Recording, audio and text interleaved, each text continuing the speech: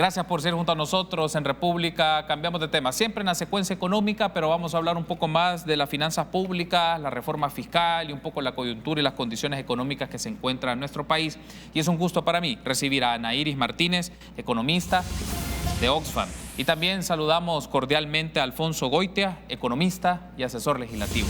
Buenos días, bienvenidos a República. Ana Iris, qué gusto, bienvenida. Gracias, Carlos, por la invitación. Un saludo, Alfonso. Es un gusto compartir con ustedes esta mañana. Gracias por tomar la invitación, Alfonso. Bienvenido nuevamente. Gracias, Carlos. Igual, saludo a Ana Iris.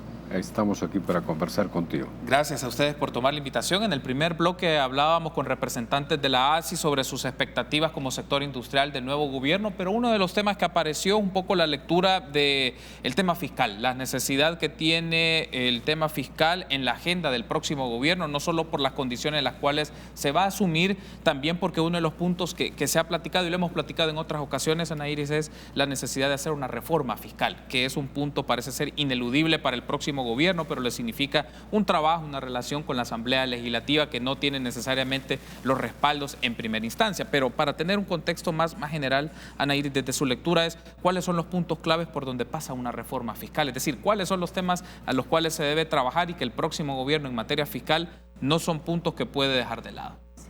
Bueno, Carlos, es importante recordar a la ciudadanía que cuando hablamos de una reforma fiscal, lo que estamos hablando es decir, ¿qué queremos? ¿Qué visión queremos del país a 5, a 10, a 15 años? ¿Cómo queremos ver El Salvador del futuro? Un Salvador que sea mucho más inclusivo, mucho más ambientalmente sostenible, que permita realmente a las personas garantizar sus derechos. Y eso, digamos, es el objetivo de una política fiscal que se ajusta y que busque realmente reducir las desigualdades, corregir esas desigualdades y también promover el desarrollo y fortalecer nuestras democracias. Entonces, una reforma fiscal, ¿para qué se hace o por qué se hace?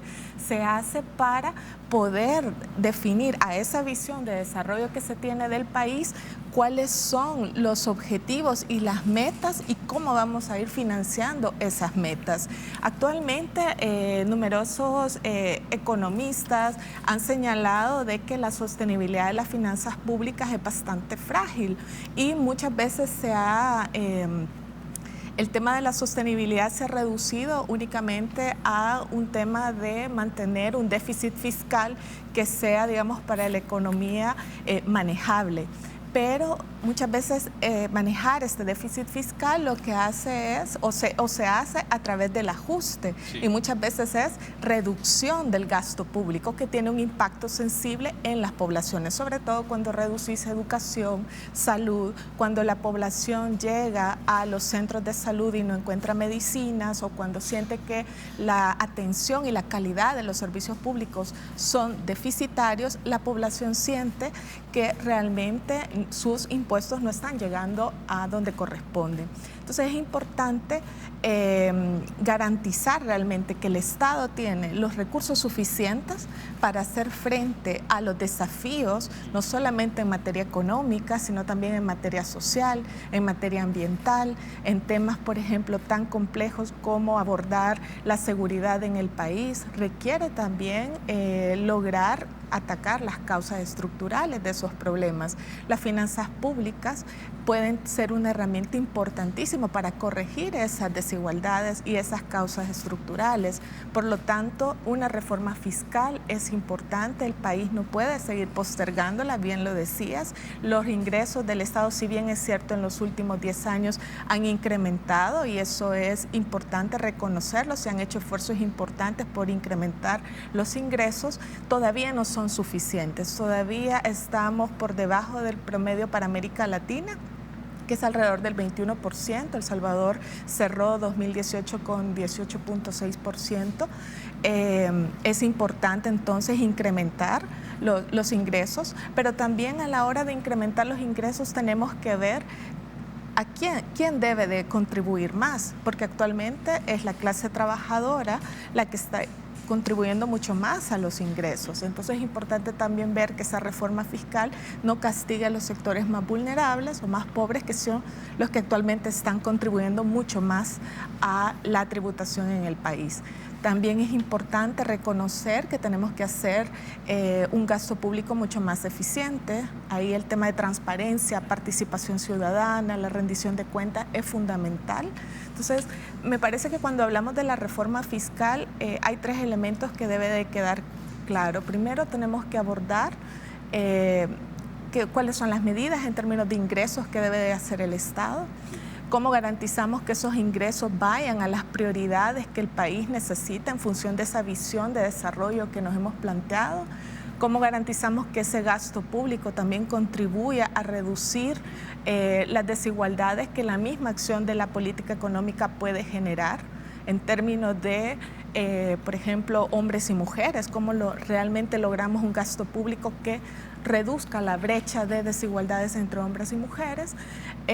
Y finalmente, ¿cómo logramos un pilar que es fundamental para la ciudadanía? ¿Cómo participamos en ese proceso? ¿Cómo participan los diferentes sectores, no solamente la Asamblea Legislativa, sino también la sociedad civil?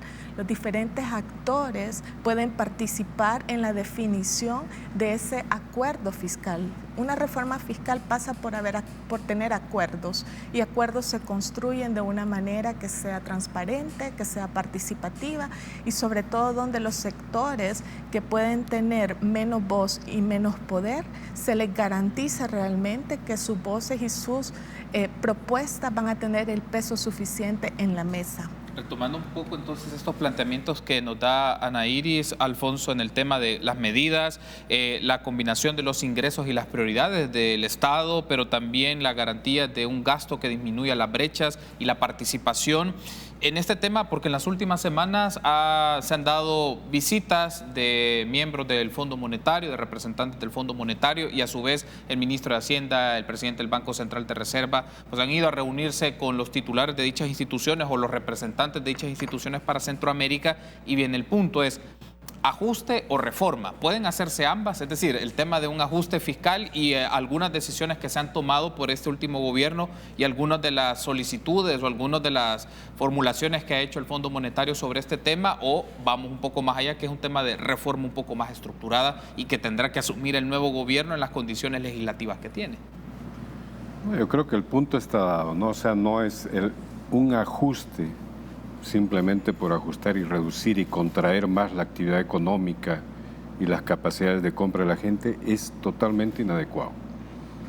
Entonces, en ese sentido, un marco de política fiscal que hay que reformar, es cierto, pero sobre la base de un criterio mucho más orientado a cómo vamos a empujar la economía, cómo vamos a hacer crecer la economía a través de la política fiscal. Acuérdate que nosotros ya no tenemos política monetaria por la dolarización. Entonces tenemos un límite para empujar más el crecimiento, y el mecanismo que tenemos es la política fiscal. En esa perspectiva, obviamente necesitamos que el Estado tenga más recursos, y si eso pasa por una revisión a fondo de toda la estructura impositiva y ver dónde puede haber nuevas fuentes de ingresos, que no sean el IVA, eso que es muy claro, porque normalmente se busca lo más fácil. Y los organismos financieros internacionales, como el Fondo Monetario Internacional, no escatiman esfuerzo para decirte lo primero que hay que hacer es incrementar el IVA. Y no es cierto. Hay otras fuentes que se pueden mejorar en términos de captación de ingresos. En El Salvador tenemos por lo menos 2 fuentes que han sido olvidadas históricamente a partir de los gobiernos neoliberales, que son el impuesto al patrimonio y el impuesto predial. Entonces, ahí hay una fuente clave para incrementar ingresos sin generar un tensionamiento con sectores de bajos ingresos o medianos ingresos. Entonces sí necesitamos una reforma por ese lado. Y obviamente también por el lado de los ingresos, nuevamente el control de la evasión y la elusión fiscal es fundamental. O sea, estamos hablando de que más o menos dicen que es como 500 millones lo que se pierde de evasión en términos del IVA, y posiblemente otro $500,000 en términos de renta. Entonces estamos hablando de una cantidad importante de ingresos que se dejan de percibir. El hecho de que se aprobó recientemente el tema de la factura electrónica, etcétera, son cosas que ayudan al control de la evasión. pero hay que establecer los otros mecanismos. Hay otras cosas que están todavía varados en la Asamblea Legislativa que no se aprueban, ¿no? Como por ejemplo el tema de la cuenta administrativa que el Ministerio de Hacienda necesita para manejar más rápidamente, más eficientemente, las sanciones al tema de evasión, etcétera. El tema de otros mecanismos que permiten captar más ingresos. Y por el lado del gasto, que normalmente los sectores más conservadores de este país básicamente orientan su crítica al tema del gasto, pues yo creo que tendría que revisar ese su planteamiento, porque precisamente es el gasto el que ha posibilitado el crecimiento, uno de los factores que ha posibilitado el crecimiento de esta economía. No solo el gasto público, obviamente el gasto privado, ¿no? En todo caso, lo que quiero decir, no hay duda de que el gasto tiene que ser eficiente, efectivo, tiene que tener impactos reales y tiene que ser transparente. Pero no podemos decir hay que reducir el gasto y para eso hay que reducir el número de empleados públicos, hay que reducir programas y proyectos que son un despilfarro, como posiblemente algunos proyectos sociales, etcétera, etcétera. O sea, eso es inadecuado totalmente, o sería una lectura inadecuada de los distintos sectores, especialmente los sectores productivos. Tengo que hacer la pausa, pero al regresar hablemos un poco al nuevo gobierno, qué le significa el esquema tributario actual, por dónde pasan algunos mecanismos de reforma y la situación que les implica también las negociaciones políticas de esos acuerdos a nivel legislativo y qué otros sectores de la sociedad deben de participar en estas instancias. Regresamos.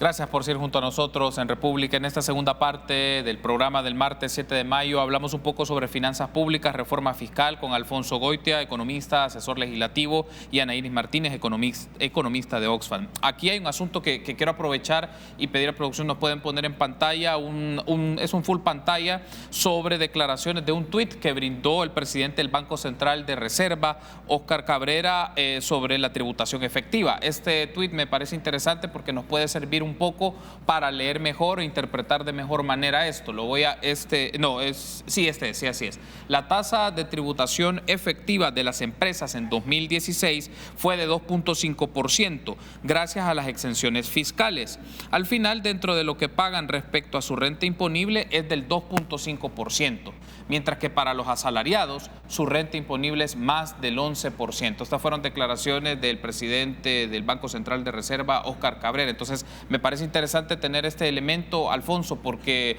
permite tener claro un poco cómo es el mapa de la tributación efectiva y lo que en términos generales nos dice esto. Los asalariados, pues su renta imponible es mucho mayor que el sector empresarial porque también tienen exenciones fiscales.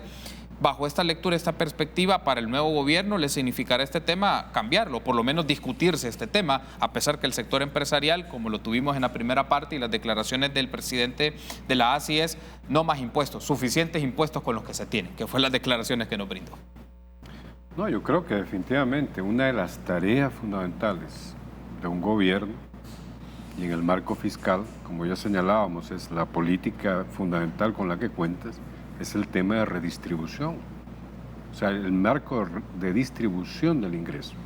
Esa es una de las tareas que tienen, no solo impactar el crecimiento y apoyar a las empresas, sino que también redistribuir.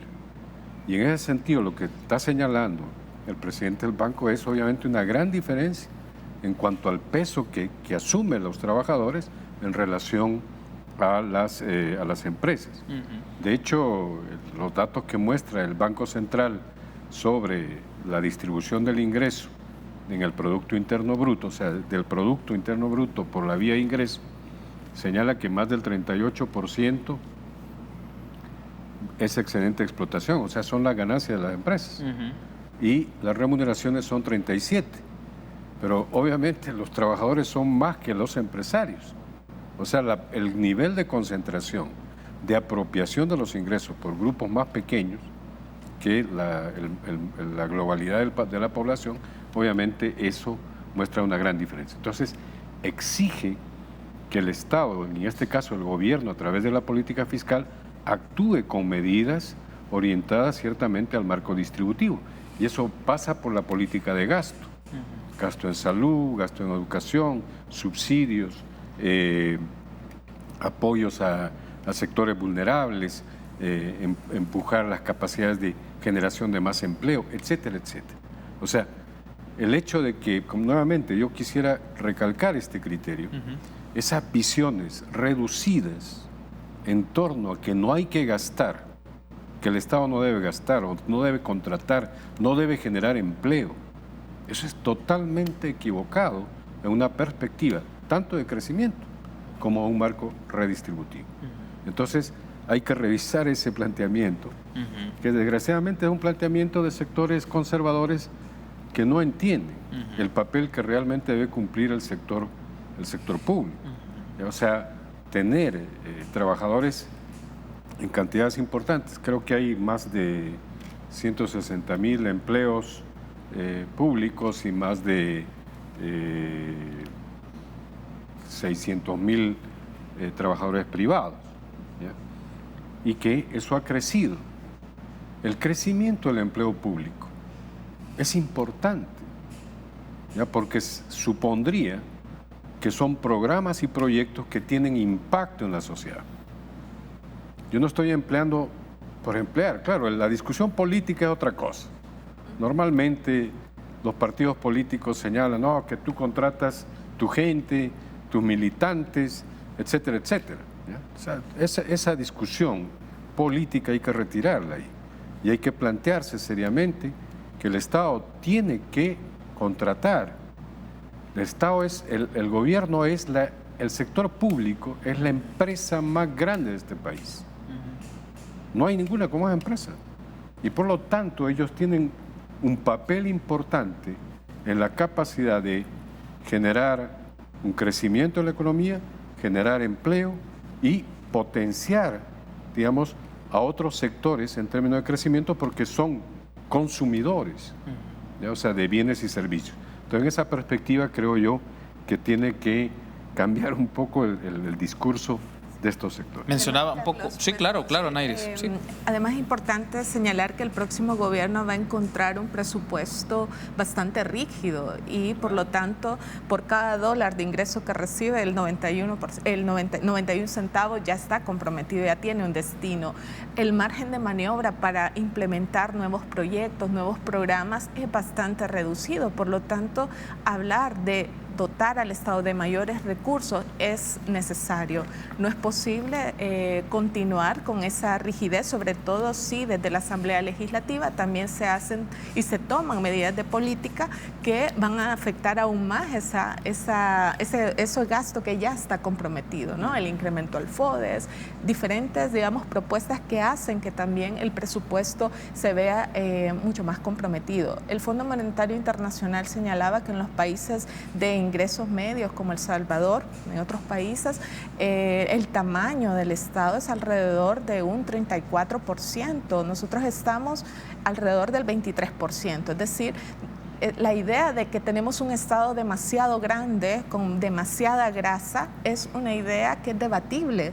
En realidad la población necesita muchas más escuelas, más profesores, necesita más medicinas, necesita hospitales de calidad, necesita que la atención llegue hacia sus municipios, necesita que el Estado recupere territorios, no únicamente desde una visión de la política de seguridad, sino que realmente el Estado esté presente en los territorios con educación, salud, garantizando oportunidades de desarrollo en los territorios. Eso no es posible con el nivel de ingresos que tiene el Estado actualmente. Eso entonces implica, Nairis, en función de lo que usted está mencionando, que hay que trastocar la estructura que se tiene en este momento de ingresos, o sea, de la manera de tributación que se tiene. No pasa por otra vía, digamos, porque hay una mención muy interesante que también platicamos en la pausa. Si se tiene un modelo económico, un modelo de desarrollo económico que se tiene bajo una lógica de un sistema que se tiene, la política fiscal responde a eso, que era lo que usted mencionaba, pero entonces significaría tener una lógica de un Estado que participe más, pero a la vez que garantice buenos servicios, buenos bienes a la población, que esté presente ahí, es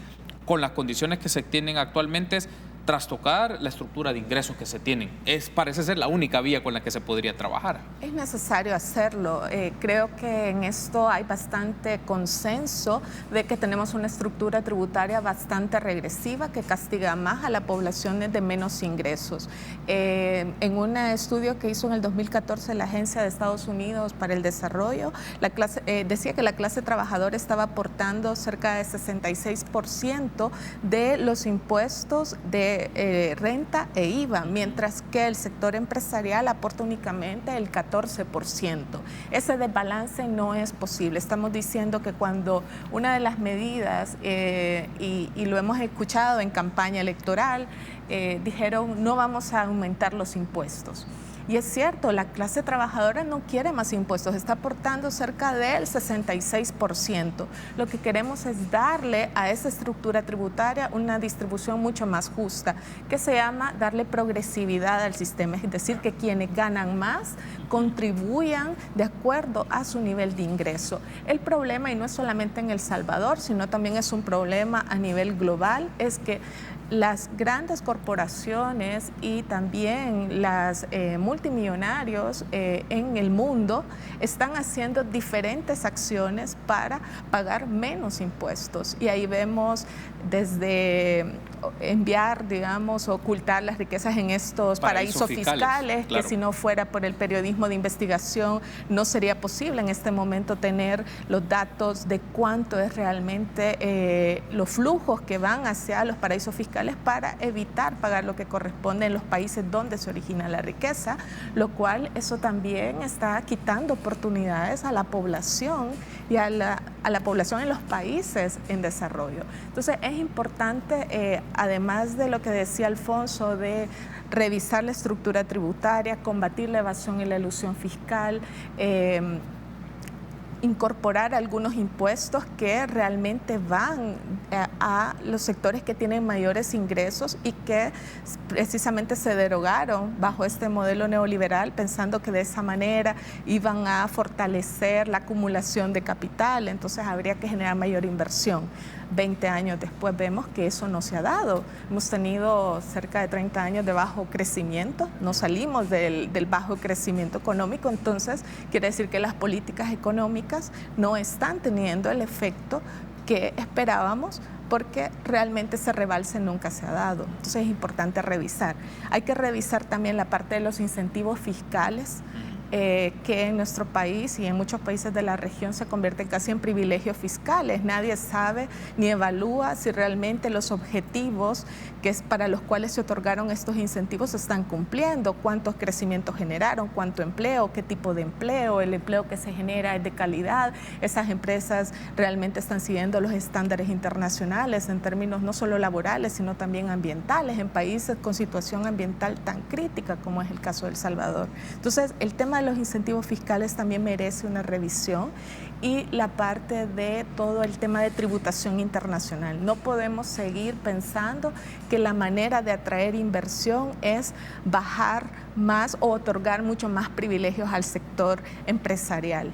Se ha demostrado que eso no ha tenido un efecto en el crecimiento y en la generación de empleo. Entonces, no podemos seguir a una carrera a la baja, porque lo que estamos haciendo es, no solamente tenemos los salarios mucho más bajos de toda la región, y ahí hablamos de una situación de precarización del trabajo, sino también le estamos quitando y erosionando la capacidad de los estados de tener ingresos que permita devolverle a esa población bienes como educación, salud de calidad, que si queremos realmente un crecimiento económico, requerimos invertir en educación y salud, en la universalización de la educación y salud como dos políticas claves para reducir desigualdad y potenciar el desarrollo. Tengo que hacer la pausa, pero al regresar voy a leer algunos comentarios que nos han llegado en las redes sociales de nuestros amigos y amigas que están a la expectativa del programa, y también un poco una pregunta generadora, Alfonso y Ana Iris, es cómo se puede desarrollar un esquema tributario progresivo bajo el esquema económico que se tiene y de dolarización que se tiene. ¿Es posible hacer esto? ¿Hay alguna relación entre esos elementos?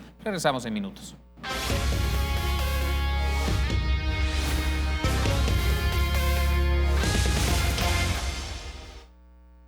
Gracias por ser junto a nosotros en República. Voy a leer algunos de los comentarios que han llegado a través de Facebook, de la transmisión de Facebook Live del Canal 33. Muy agradecido con las personas que están a la expectativa. Rey Are dice, sobre el tema del gasto, pero ¿cómo hacemos eso sobre el tema del gasto cuando tenemos una clase política que no le importa lo que se gaste? Muestra de ellos es, por ejemplo, de que se compran sillas en la Asamblea Legislativa con montos aproximados a los $66,000. Menciona, no hay medicinas en los hospitales y cómo se puede hacer en estas dependencias del Estado cuando se da este tipo de gastos. Es uno de los comentarios. Otro de los comentarios es de Vicente Alberto Rodas. Menciona, se necesita incrementar y diversificar la producción, depender menos de las remesas, controlar la corrupción y después ver un poco el tema fiscal, revisar el tema fiscal. Son un par de comentarios que nos han llegado para tener una reacción de ustedes sobre esto en particular, Alfonso, y luego hablamos un poco de este tema de la economía, el crecimiento económico, la dolarización y el tema fiscal, pero un par de reacciones muy puntuales a los comentarios que nos han dicho. No hay duda de que hay que tener un control mucho mayor sobre los gastos, ¿ya? Y hay que transparentar el gasto público de las distintas instancias, no solamente del Ejecutivo, sino que también de la Asamblea Legislativa y de la Corte Suprema de Justicia. O sea, hay que transparentar claramente en qué se gasta y si son gastos que tienen realmente un impacto positivo en términos de la economía, del desarrollo social, etcétera, etcétera. Pero si no son gastos de ese tipo y son gastos inadecuados, que son gastos que realmente pueden significar marcos hasta de corrupción, como el caso de lo que están señalando alrededor de la Asamblea Legislativa, el mismo presidente de la Asamblea está diciendo, aquí estoy encontrando una estructura de corrupción fuerte y parece que hay todo este manejo inadecuado. Entonces, todo eso hay que controlar, porque obviamente son recursos del Estado que deben orientarse adecuadamente en beneficio de la gente. Entonces, en ese sentido, yo creo que es importante. Y por el otro lado, el otro planteamiento de hay que crecer, la producción, hay que invertir en ella, y el gasto público está en eso. O sea, los niveles de inversión del sector público el último año superaron el 24% con respecto al año anterior. O sea, más de $800 millones se han gastado en inversión pública. Eso tiene un impacto positivo en la economía y tiene que seguirse haciendo eso, de tal manera que ese gasto en inversión sea efectivo, sea positivo para la economía del país. Y de eso se benefician también las empresas. Toda la infraestructura que se ha creado, se ha gastado más de $1.000 millones en infraestructura en los últimos 10 años. ¿Y eso qué significa? Nuevas carreteras, aeropuertos mejorados, puertos mejorados, etcétera, etcétera. Entonces, hay una inversión que es positiva para las empresas porque eso les ayuda al criterio de competitividad, porque necesitan ese marco para el comercio regional, para el comercio internacional, etcétera. Entonces, ciertamente hay un gasto que hay que hacer en términos de la actividad productiva, apoyando programas y proyectos de los empresarios. O sea, por ejemplo, recientemente están hablando de 5 millones que se necesita para impulsar la unión aduanera, pero no lo aprueban. Los sectores de derecha no lo aprueban en la Asamblea Legislativa. Entonces dicen, no, vamos a esperar, a ver, vamos a analizar. ¿Cómo que van a analizar? Si ellos fueron los primeros, los empresarios y los sectores de derecha, los primeros en decir que la unión aduanera es importante porque facilita el comercio y eso se requiere para incentivar a las empresas. Y ahora niegan la posibilidad de obtener $5 millones que se necesita para poder incorporar a El Salvador efectivamente en el marco de la unión aduanera del Triángulo Norte. Entonces, son las cosas que uno no le terminan de cuajar, ¿no? O sea, los sectores empresariales quieren una cosa, se hace, se apoya, se ayuda, pero parece ser que no entienden todo lo que se hace y que es en beneficio de ellos, ¿no? Gran parte de la política económica impulsada durante estos años, durante estos 10 años, han ido en beneficio de ellos. Y obviamente también para pequeñas, micro, pequeñas y medianas empresas. Hay toda una lógica de tejido productivo importante que se ha empujado. Y eso ayuda ciertamente al tema de la mejora fiscal, ¿no? Muy bien, cerraría entonces, Anaís, un poco con su reacción final y en estos elementos, de estos comentarios que nos han llegado, siempre aparece el tema del gasto, el énfasis en el ciudadano es el gasto, y de acuerdo, es un punto clave, pero hemos estado hablando un poco que la estructura tributaria hay que ver el ingreso, lo equitativo y también lo progresivo, que es esto, no es solamente en el tema del gasto y se suele asociar con despilfarro, sino hay que ver la manera de cómo se generan los ingresos y cómo estos de manera adecuada y eficiente se utilizan, pero ver cómo está la estructura de ingresos, creo que por ahí es la clave y quiénes participan, quiénes deben participar en esto. Exacto, Carlos. Yo creo que es importante que la ciudadanía entienda que hay que combatir la corrupción y eso es importante, eso es clave para generar confianza en cualquier proceso, en cualquier gobierno. Es importante el combate a la corrupción. Es importante generar los espacios y los mecanismos para la participación ciudadana, no solamente para exigir rendición de cuentas en términos de gobierno central, sino también cómo se está ejecutando en el nivel local los presupuestos de las municipalidades, que también tienen un impacto importante en el desarrollo económico en los territorios. Es importante también avanzar hacia un presupuesto por programa con enfoque de resultados, algo que ya el ministerio está haciendo, pero que será el próximo gobierno el que lo ponga en implementación. Eso es importante para poder evaluar qué tanto el presupuesto está cumpliendo con los objetivos que se está trazando a mediano plazo la política fiscal, para poder evaluar y para poder avanzar en algo que yo creo que es necesario hacer, cómo garantizamos un presupuesto sensible a género, es decir, cómo logramos que también desde el gasto público, desde las medidas de política económica que no son neutras al género, tienen impacto diferenciado entre hombres y mujeres, también la pensemos de esa forma. Eso significa que cuando hablemos de un acuerdo fiscal y de una reforma fiscal, los diferentes sectores que se sientan a la mesa para definir esas prioridades, debemos garantizar que los sectores que son mayoría, pero que tienen menos poder en las decisiones, participen activamente. Y eso es la ciudadanía con más información, con más formación en el tema fiscal.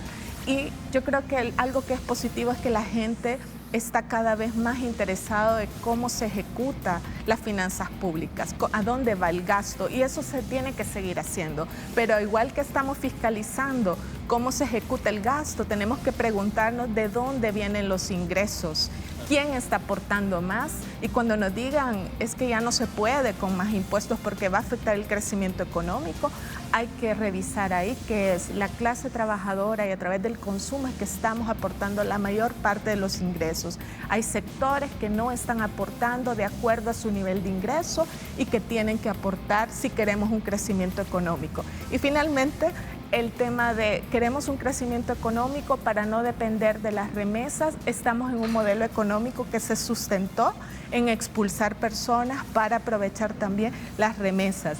Hay que cambiar ese modelo, hay que revisar los salarios. Queremos crecimiento, tenemos que impulsar la demanda interna y eso implica incremento de salarios también a la población. Así que se requieren acuerdos de nación en temas que son urgentes para el país si queremos realmente un desarrollo. Quiero darle las gracias por haberme acompañado. Ana Iris, Alfonso, ha sido un gusto. La invitación está hecha para que sigamos discutiendo este tema con un poco más de tiempo y ampliar el espectro de temáticas fiscales, económicas y las proyecciones que se tienen. Muchas gracias por habernos acompañado. Y a ustedes también, amigos. Será hasta mañana, 6:30. Tengan un buen día.